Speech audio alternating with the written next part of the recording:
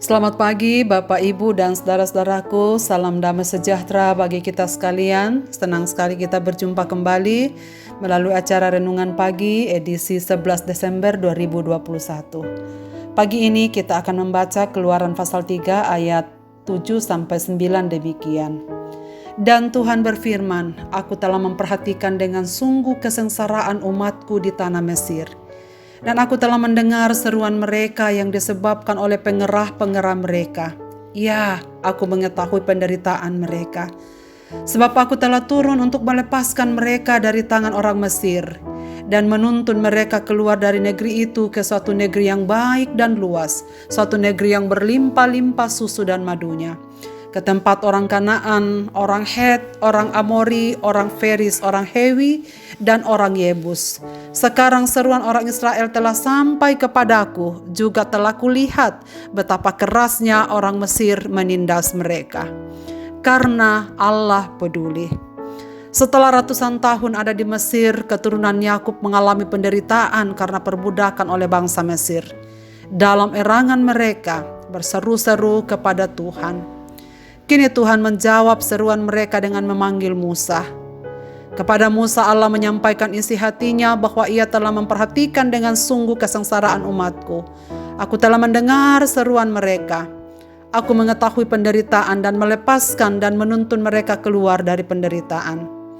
Bila kita memperhatikan kata-kata kerja yang dipakai dalam ayat ini, yakni ia memperhatikan, mendengar, mengetahui, melepaskan dan menuntun, adalah kata-kata yang menunjukkan betapa Tuhan sangat serius akan berkarya mengakhiri penderitaan umatnya.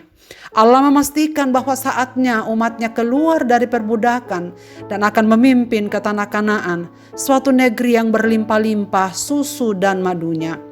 Berlimpah-limpah susu dan madu. Susu sebuah kiasan yang menggambarkan kemakmuran pertanian. Madu yang dimaksudkan ialah baik madu dari anggur atau kurma maupun madu lebah. Sarinya dimasak sampai menjadi sirup yang kental. Makanan yang sangat bergizi dan baik untuk kesehatan. Sebagaimana telah disampaikan kepada moyangnya Abraham, Kejadian pasal 15-13 berkata, "Firman Tuhan kepada Abram, ketahuilah dengan sesungguhnya bahwa keturunanmu akan menjadi orang asing dalam suatu negeri yang bukan kepunyaan mereka, dan bahwa mereka akan diperbudak dan dianiaya 400 tahun lamanya." Jadi saudara sekalian, sebelum peristiwa ini terjadi, Allah melalui Abraham sudah menubuatkan bahwa saatnya 400 tahun mereka akan diperbudak di tanah Mesir. Saudara, ini bukanlah waktu yang singkat. Dan wajar saja jikalau mereka mengira Tuhan telah melupakan mereka. Tapi apakah benar Allah telah melupakan Israel? Tidak. Allah tetap peduli dalam rancangannya menetapkan suatu hari pembebasan melalui hambanya Musa. Saudara-saudaraku, sebagaimana Allah memperhatikan kesengsaraan umatnya di Mesir, Ia adalah Allah yang tak pernah berubah. Ia Allah yang kita kenal sekarang ini, yang kita sembah dalam Yesus Kristus. Ia juga memperhatikan kesengsaraan seluruh umatnya, termasuk saya dan saudara. Ia mendengarkan seruan orang-orang yang susah dan tertindas. Karena itu, belajar dari bangsa Israel. Apakah yang harus kita lakukan menghadapi setiap situasi yang sulit yang kita alami? Saudara sekalian, mari berseru kepadanya agar Ia turun tangan menolong kita. Apakah penindasan disebabkan oleh situasi, misalnya pandemik, bencana alam, sakit penyakit, kematian orang-orang yang kita kasihi, atau karena kejahatan orang lain, atau iblis, atau dosa?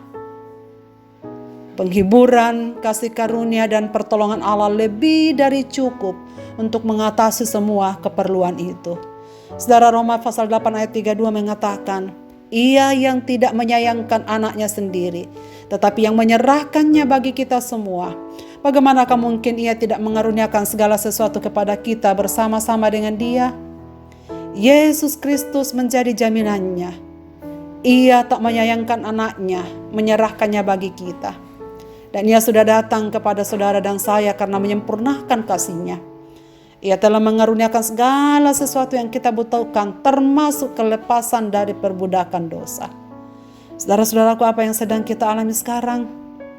Marilah kita berseru padanya. Angkat kedua tangan kita untuk menyerah padanya. Supaya kita merasakan bahwa Ia turun tangan mengatur semuanya hingga indah pada waktunya. Mari kita menjadi telinga Tuhan untuk mendengar keluhan sesama kita. Marilah kita menjadi tangan Tuhan yang terulur bagi sesama kita yang membutuhkan. Menjadi kaki Tuhan, menjadi hati Tuhan bagi sesama. Karena kita lebih dahulu mengalami semuanya. Marilah kita berdoa. Kami bersyukur kepadamu sebab Engkaulah jaminan hidup kami ya Tuhan.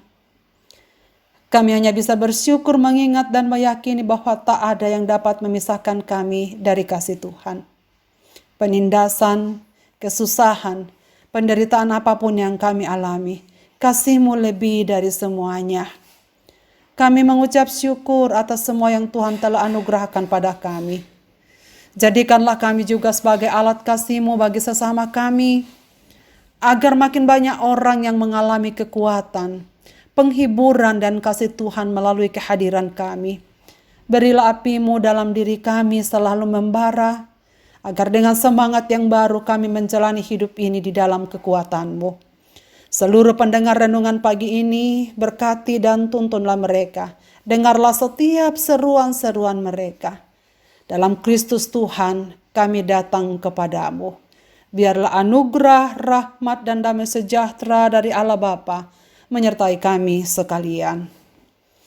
Amin. Selamat beraktivitas Bapak, Ibu, dan saudara-saudaraku. Tuhan Yesus memberkati kita.